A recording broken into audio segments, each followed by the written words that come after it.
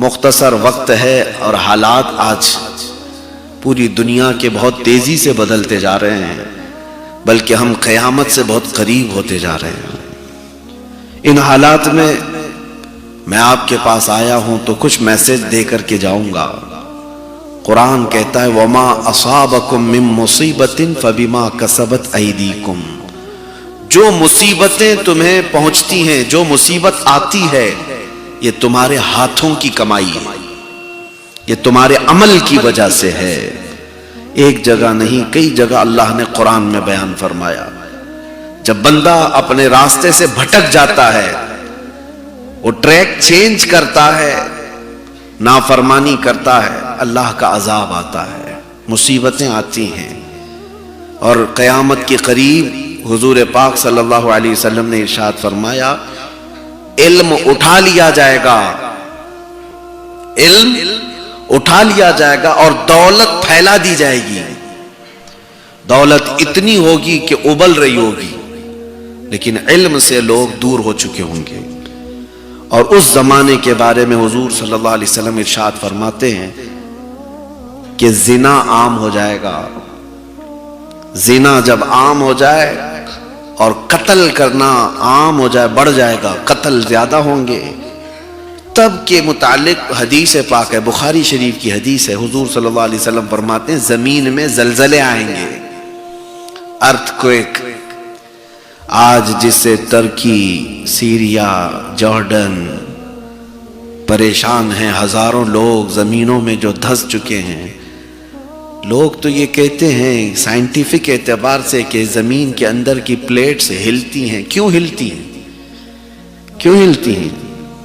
زمین کے اندر یہ ارتھ کوئک آتا ہے اور ہل جاتی ہے۔ سائنس آج یہ کہتی ہے ہمارے پاس ایسی کوئی چیز ہی نہیں آج تک جس سے ہم پہچان سکیں کہ زلزلہ کب آتا ہے، نہیں ہے۔ کچھ لوگ قیاس آرائی کرتے ہیں، تک مارتے ہیں، اندازن تیر چلاتے ہیں، ایگزیکٹ کسی کو نہیں پتا کہ کب کون سی زمین ہلے گی اور زلزلہ آئے گا۔ میرے عزیزوں، میں تاریخ میں آپ کو لے کر کے چلتا ہوں، یہ عذاب ہے۔ اللہ کے حبیب صلی اللہ تعالی علیہ وسلم نے ارشاد فرمایا زلزلہ، زمین کا ہل جانا، یہ اللہ کے عذاب کی نشانی ہے کہ اللہ تمہارا خدا ناراض ہے۔ زلزلہ تو بہت بڑی چیز ہے۔ جو چاند گرہن ہوتا ہے، سورج گرہن ہوتا ہے، جس میں اندھیرا چھا جاتا ہے، حضور پاک صلی اللہ علیہ وسلم نے فرمایا یہ بھی اللہ کے عذاب کی نشانی ہے۔ جب زمین پر گناہ بڑھ جاتے ہیں تب اللہ تبارک و تعالیٰ کا عذاب آتا ہے۔ ایک چیز میں آپ کو بتاؤں، عذاب کب آتا ہے؟ کیا صرف گناہ کرنے سے؟ گناہ تو روز ہوتے ہیں لوگوں کے، برائیاں بہت ہیں، لیکن بزرگوں نے فرمایا گناہ کرنے کے بعد بندہ جب تک توبہ کرتا رہتا ہے اللہ کا عذاب نہیں آتا۔ استغفار کرتا رہتا ہے، اسے احساس ہوتا ہے میں نے غلط کیا ہے، تو عذاب نہیں آتا۔ اور جب گناہ کر کے آدمی بھول جاتا ہے اور پھر یہ سمجھتا ہے میں جو کر رہا ہوں وہ اچھا ہی ہے، اللہ کی پکڑ آتی ہے، اللہ کا عذاب آتا ہے۔ سب سے پہلے جو عذاب روئے زمین پر آیا تھا وہ نوح علیہ السلام کی قوم پر۔ حضرت نوح علیہ السلام بھیجے گئے تھے اسی نافرمان قوم کو سیدھے راستے پر لانے کے لیے۔ قرآن میں ہے قالوا یا نوح قد جادلتنا فاکثرت جدالنا فأتنا بما تعیدنا ان کنت من الصادقین۔ لوگ کہتے تھے، جھگڑا کرتے تھے حضرت نوح علیہ السلام سے کہ آپ ہمیشہ ہمیں ڈراتے ہیں کہ اللہ کا عذاب آئے گا، اللہ کا عذاب آئے گا، لا کے دکھاؤ عذاب کیسا ہوتا ہے۔ نبی کو انہوں نے جھٹلایا، چیلنج کیا کہ لا کے دکھاؤ عذاب کیسا ہوتا ہے۔ تب رب تبارک و تعالیٰ کی بارگاہ میں حضرت نوح علیہ السلام نے عرض کیا رب انی مغلوب فانتصر، اے اللہ اب تو اپنی مدد نازل فرما، میں مغلوب ہو گیا ہوں۔ اور سورہ نوح میں اللہ فرماتا ہے فَفَتَحْنَا عَلَيْهِمْ أَبْوَابَ السَّمَاءِ بِمَاءٍ مُنْهَمِرٍ وَفَجَّرْنَا الْأَرْضَ عُيُونًا فَالْتَقَى الْمَاءُ عَلَى أَمْرٍ قَدْ قُدِرَ۔ اللہ فرماتا ہے ہم نے پورے آسمانوں کے دروازے کھول دیے زمین کو پھاڑ دیا، پانی اوپر سے بھی برستا تھا، نیچے سے بھی نکلتا تھا، اور اتنا پانی کہ پورے زمین کا کوئی پہاڑ بھی باقی نہیں تھا، سب ڈوب چکے تھے۔ یہ پہلا عذاب حضرت نوح علیہ السلام کی قوم پر جو آیا، سوائے نوح علیہ السلام کی کشتی کے کوئی روئے زمین پر باقی نہیں رہا۔ جن کو بڑا غرور تھا کہ عذاب کیسا ہوتا ہے، اللہ نے چکھا دیا، اور آج تک وہ عبرت کا نشان بنے ہیں، آج تک تاریخ میں ان کا ذکر ہے۔ دوسری ایک قوم تھی حضرت ہود علیہ السلام کی۔ حضرت ہود علیہ السلام جس قوم کے پاس بھیجے گئے تھے وہ بہت ہی ہیوی لوگ تھے، اونچے قد کے ہوتے تھے، چوڑے ہوتے تھے۔ ان کا حال تو یہ تھا، قوم عاد ان کو کہتے ہیں، عاد۔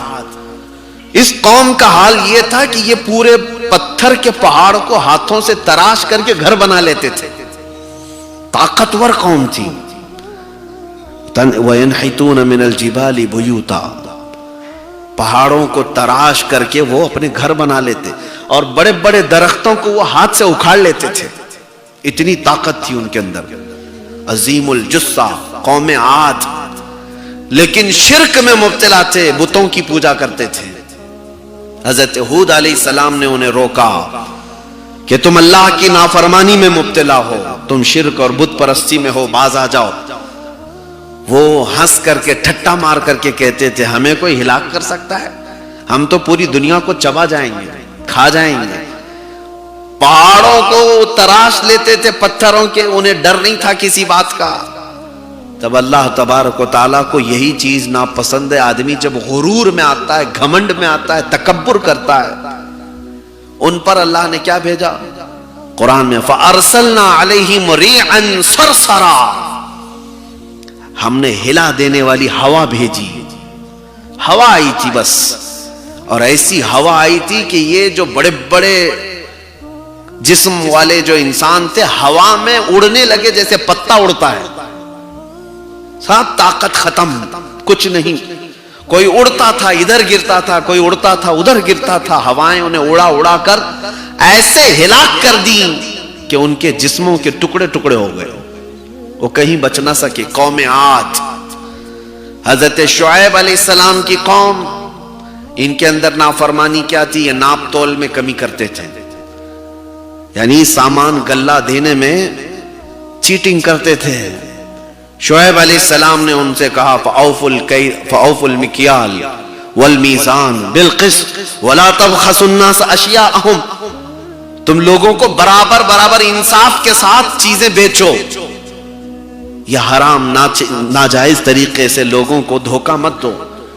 تو وہ مذاق کرتے تھے، اور اللہ تبارک و تعالیٰ نے اس قوم کو کیا عذاب بھیجا؟ ان کا تو حال یہ تھا، انہوں نے ایسے گھر بنائے تھے جس میں ان کو لگتا تھا کہ نہ پانی آ سکتا ہے، نہ ہوا اڑا سکتی ہے، نہ پتھر برس سکتے ہیں۔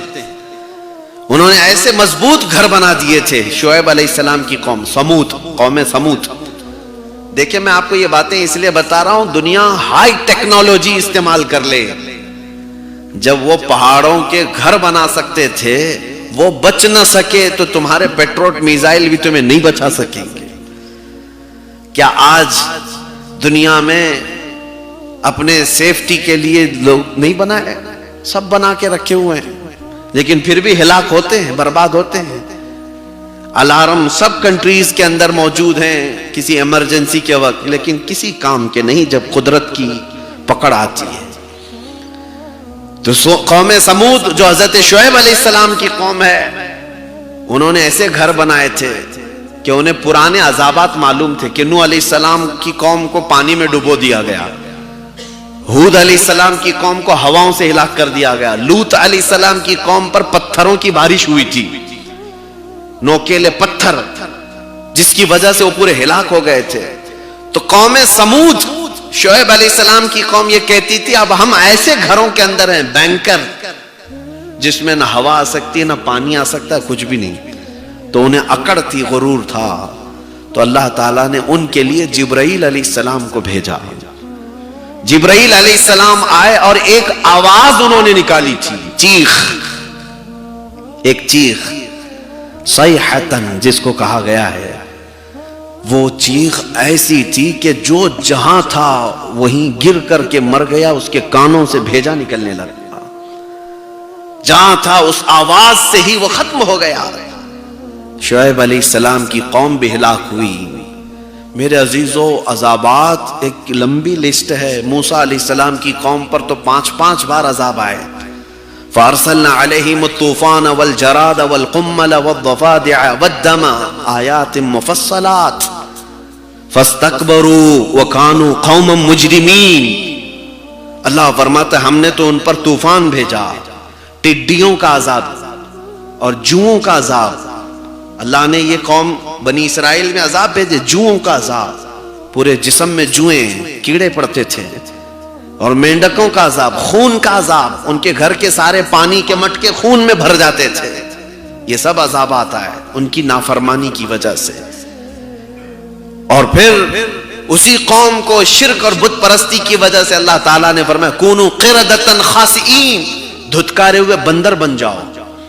بندر بھی بنا دیا گیا، خنزیر بھی بنا دیے گئے، کئی طرح کے عذابات آئے۔ لیکن میرے عزیزو، وہ گناہ آج بھی ہو رہے ہیں، لیکن وہ ایسے عذابات نہیں آتے ہیں، ہمارے چہرے نہیں بدلے جاتے، آج ہمیں بندر اور خنزیر نہیں بنایا جاتا۔ گناہ ہو رہے ہیں لیکن ویسا عذاب نہیں۔ کیوں؟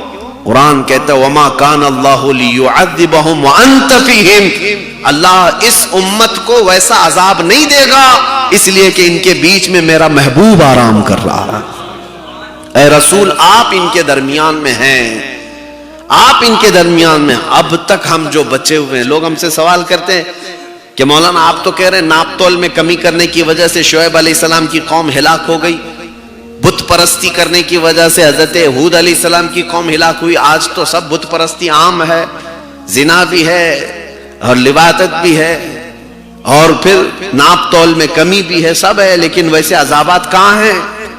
عذابات کو چیلنج مت کرو، تم بچے ہوئے ہو تو رسول پاک کی رحمت کی وجہ ہے، میرے آقا صلی اللہ تعالی علیہ وسلم کی رحمت کاملہ ہے جو ہمیں آج تک بچا رکھی ہے۔ لیکن میرے عزیزو، اسی رسول نے یہ بھی فرمایا قیامت کے قریب زمین ہلا دی جائے گی، زلزلے آئیں گے، طوفان آئیں گے، زمین میں لوگ دھس جائیں گے۔ آج جب ہم یہ حالات دیکھ رہے ہیں تو دل ہمارا پسیج جانا چاہیے۔ ترکی کے حالات مسلسل وہاں کی خبریں آتی ہیں، چھوٹے چھوٹے سے بچے ملبے کے اندر دب گئے ہیں، کئی ایسے ہیں جو خواتین جو ہاتھ بھی نہیں ہلا سکتی، وہ بڑے بڑے دیواروں کے نیچے دبی ہوئی ہیں، اب 1000 میں ان کی موتیں پہنچ چکی، ہزاروں کی تعداد ہو گئی جو چیخ و پکار کے ساتھ دنیا چھوڑ چکے۔ ان میں سے شاید کسی کو پتا نہیں تھا رات کے وقت کہ کل کی صبح ہم کو دیکھنا نہیں ہے، کسی کو نہیں معلوم تھا۔ اسی لیے میرے عزیزو، ہم آج یہاں بیٹھے ہیں، ہم میں کسی کو نہیں معلوم کہ کل کی صبح ہماری ہوگی بھی کہ نہیں ہوگی، ہماری زندگی کا خاتمہ کہاں رکھا گیا ہے۔ لا تدری نفس بأی ارض تموت، اللہ فرماتا ہے کوئی بھی شخص یہ نہیں جانتا کہ کس زمین میں اس کی موت آنے والی ہے، کب وہ ختم ہونے والا ہے۔ اسی کو میں میسج یہ دینا چاہتا ہوں کہ ہمیشہ الرٹ رہو، ہماری زندگی بہت تیزی سے ختم ہونے کے قریب ہے، آخرت ہمیشہ کی زندگی ہے۔ یہ دنیا میں اگر تم سارے اپنے سیفٹی کے ساتھ رہ بھی لو تو کب تک جیو گے؟ 80 سال، 90 سال، 100 سال، اس کے بعد کیا ہوگا؟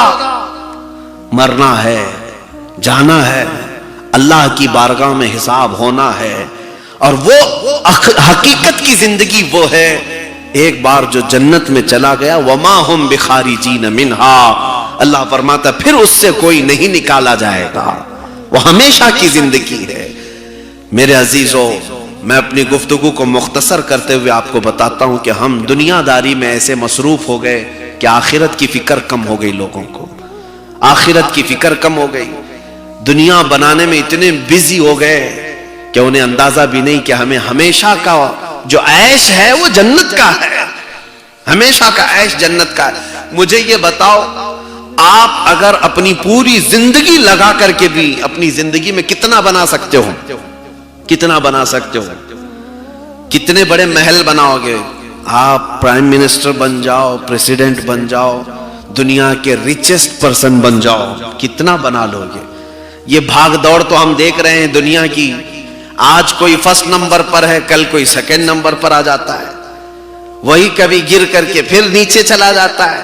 یہ بھاگ دوڑ تو چل رہی ہے، لیکن پوری محنت کے ساتھ بھی تم دنیا میں کتنا بنا لو؟ پوری دنیا تو نہیں خرید سکتے، پورے ورلڈ کو تو نہیں خرید سکتے، آج کی بات کر رہا ہوں۔ لیکن آؤ میں تمہیں بتاؤں، حدیث پاک میں ہے قیامت کے دن جنتی جنت میں جا چکے ہوں گے، فیصلہ ہو گیا سب کا، سب سے لاسٹ جو بندہ دوزخ سے نکالا جائے گا اور جنت میں جائے گا، لاسٹ پرسن، آخر میں جانے والا، جب وہ جنت میں جائے گا تو دیکھے گا ساری سیٹس فل ہیں، سب بیٹھے ہوئے ہیں جنتی اپنے اپنے محل میں، اور سب اپنے مسند پر آرام کر رہے ہیں، ان کے اطراف حوریں ہیں، غلمان ہیں، موتیوں کے، چاندی سونے کی اینٹوں سے بنے ہوئے محلات میں وہ آرام کر رہے ہیں۔ جو لاسٹ جنت میں داخل ہونے والا ہے وہ دیکھ رہا ہوگا ادھر سے ادھر، میری جگہ کہاں ہے، کیا مجھے کچھ جگہ ملے گی بھی یا نہیں؟ سنو، اللہ کریم رب العزت ارشاد فرماتا ہے، اے بندے آجا میری جنت میں، جنت میں آجا۔ وہ پوچھتا ہے مولا میری جنت میں کوئی جگہ ہے؟ اب سنو جو بات میں کہنے جا رہا ہوں، اللہ تعالیٰ اس بندے سے یہ پوچھتا ہے کہ اے بندے جو دنیا تو چھوڑ کر کے آیا، یہی ورلڈ جو دنیا تو چھوڑ کر کے آیا ہے، کیا تو اس بات پر راضی ہے کہ اتنی بڑی دنیا کے برابر کا ایک محل تجھے جنت میں دے دوں؟ دنیا کے برابر کا ایک محل تجھے دے دوں۔ سب سے لاسٹ میں آنے والے کے لیے آپشن ہے، سب سے لاسٹ میں۔ تو وہ بندہ کہتا ہے کہ اے اللہ کیا مجھے اتنا بڑا محل مل سکتا ہے؟ رب تعالیٰ فرماتا ہے میری جنت اس سے بھی بڑی ہے۔ پھر رب تعالیٰ فرماتا ہے اے بندے کیا تو اس بات سے راضی ہے کہ جو دنیا تو چھوڑ کر کے آیا ہے اس دنیا کا ڈبل سائز کا تجھے محل دے دوں؟ وہ اور خوش ہوتا ہے، کہتا ہے کیا اتنی بڑی جنت ہے؟ اللہ فرماتا ہے اس سے بھی بڑی ہے میری جنت۔ پھر رب تعالیٰ فرماتا ہے کیا اس دنیا کے برابر 3 گنا بڑا محل تجھے دے دوں؟ اب تو وہ خوشیوں میں رقص کرتا ہے۔ اب میں آپ کو بتاؤں، اللہ کریم حکم دیتا ہے فرشتوں کو جو دنیا یہ چھوڑ کر کے آیا اس دنیا کے 3 گنا بڑا اس کو محل جنت میں دیا جائے۔ جو سب سے لاسٹ جنت میں گیا اس کا یہ حال ہے، جو پہلے جا چکے ہوں گے ان کو کیا ملا ہوگا؟ جنت کی نعمتیں حقیقی نعمت ہے۔ اسی لیے میں کہہ رہا ہوں تم ناک زمین پر رگڑ رگڑ کر کے بھی اگر کما لیے تو پوری دنیا تو نہیں لے سکتے۔ اصل ہمیں جو ملنا ہے وہ جنت میں ملنا، ہماری آخرت حقیقت ہے، ہمیں آخرت میں جو ملنا ہے وہ اصل ہے۔ اس لیے اعلیٰ حضرت فاضل بریلوی رضی اللہ تعالیٰ عنہ فرماتے ہیں کہ یہ دنیا کا حال یہ ہے، شہد دکھائے زہر پلائے، شہد دکھائے زہر پلائے، قاتل ڈائن شوہر کش، اس مردار پہ کیا للچائے، دنیا دیکھی بھالی ہے۔ جو اس سے دل لگایا وہ اسی میں رہ گیا۔ مولانا جلال الدین رومی رحمت اللہ علیہ لکھتے ہیں مثنوی میں، مثنوی شریف میں لکھتے ہیں کہ ایک شہد کا قطرہ، شہد جانتے نا ہانی، گرا ہوا تھا زمین پر، ایک چونٹی آئی اس کو چکھنے کے لیے، سائیڈ سے کنارے سے تھوڑا سا چکھا اور جانے لگی، پیٹ نہیں بھرا، واپس آئی۔ لالچ ہے چونٹی کے اندر میٹھے کے لیے، میٹھا جہاں بھی ہوگا چونٹی آ جاتی ہے۔ پھر دوسری طرف سے آئی، وہاں سے تھوڑا چکھی، پھر گئی، پھر آئی تیسری طرف، پھر آئی چوتھی طرف، سائیڈ سے شہد کے قطرے کو وہ چکھتی رہی، ٹیسٹ کرتی رہی۔ پھر دل میں یہ خیال آیا کہ شہد کے بیچ والے حصے میں کتنی مٹھاس ہوگی، میں تو سائیڈ سائیڈ سے لے رہی ہوں، اوپر جا کر کے دیکھتے ہیں تو شہد کے اس قطرے کے اندر گم ہوتا ہے نا، چپکتا ہے، تو چونٹی اوپر سے ٹیسٹ کرنے کے لیے چڑھ گئی، پورے ہاتھ پیر اس میں چپک گئے اور اس کا منہ بھی چپک گیا۔ مولانا جلال الدین رومی فرماتے ہیں وہ چونٹی شہد کے لیے اوپر تو گئی لیکن اس کی موت ہو گئی، وہاں سے نکل نہ سکی۔ فرماتے ہیں یہی حال دنیا والے کا ہے، کبھی وہ سوچتا ہے تھوڑا مال یہاں سے لے لوں، تھوڑا مال یہاں سے لے لوں، لیتا لیتا لیتا پھر وہ سوچتا ہے بڑے بڑے لوگ جو بنگلوں میں فخر کرتے ہیں وہاں کیسا ٹیسٹ ہوگا، وہاں جا کے دیکھتا ہوں۔ تو دنیا میں بڑھتا جاتا ہے اور یہ دنیا اسے ایسا گھیر لیتی ہے، موت آ جاتی ہے، توبہ کی توفیق نہیں ملتی، توبہ کی مہلت بھی نہیں ملتی، وقت بھی نہیں ملتا۔ اس لیے میرے عزیزو، اس دنیا کو اعلیٰ حضرت نے سچ فرمایا، شہد دکھائے زہر پلائے، حقیقی زندگی میرے مصطفیٰ کے قدموں میں ہے۔ نبی پاک صلی اللہ تعالی علیہ وسلم کی غلامی میں جو لطف ہے وہ کسی زندگی میں نہیں ہے۔ دیکھو بلال حبشی سب چھوڑ کر کے آئے، اور مکہ والے انہیں مارتے بھی تھے، گھسیٹتے بھی تھے، لیکن میرے مصطفیٰ کی غلامی میں جب آئے، مقام کیا ملا؟ جب مکہ فتح ہوا تھا تو جانتے کعبے کی چھت پر کس کو چڑھایا گیا؟ بلال حبشی کو چڑھایا گیا، تاکہ دنیا کو یہ بتایا جائے کہ جو رسول کا غلام ہوتا ہے وہ کعبے کے اوپر بھی پہنچ جاتا ہے، اس کے قدم خانہ کعبہ کے اوپر ہے۔ اسی لیے ہم نے یہی سب دیکھا ہے زندگی میں، جو حضور کی مصطفیٰ کریم صلی اللہ علیہ وسلم کی وفا کرتا ہے، وہ ذرہ ہو تو اللہ اسے تارا بنا دیتا ہے، وہ اگر قطرہ ہے تو اللہ اسے سمندر بنا دیتا ہے۔ آئیں ہم اللہ کریم کی بارگاہ میں توبہ و استغفار کرتے ہیں، مولا ہم سب کو گناہوں سے توبہ کی توفیق عطا کرے اور عذابات سے اللہ ہماری حفاظت فرمائے۔ جو ہولناک عذابات آئے اور جو ترکی، سیریا، جارڈن وغیرہ کے غریب مسلمان یا جس طرح بھی لوگ جوجھ رہے، مولا ان پر رحم کرم فرما دے۔ اے اللہ ان کو جو انتقال کر چکے ان کی بے حساب مغفرت فرما دے، اور جو آج زخمی ہیں اللہ انہیں شفا عطا فرما دے، اور پوری دنیا کے مسلمانوں کو مولا تو اپنے رحم و کرم میں جگہ عطا فرما، تیرے حبیب پاک کے سچے غلام بنا دے، زندگی میں بھی عزت عطا کر اور آخرت میں میرے رسول کے جھنڈے تلے ہم سب کا حشر فرما۔ وآخر دعوانا ان الحمدللہ رب العالمین۔ السلام علیکم۔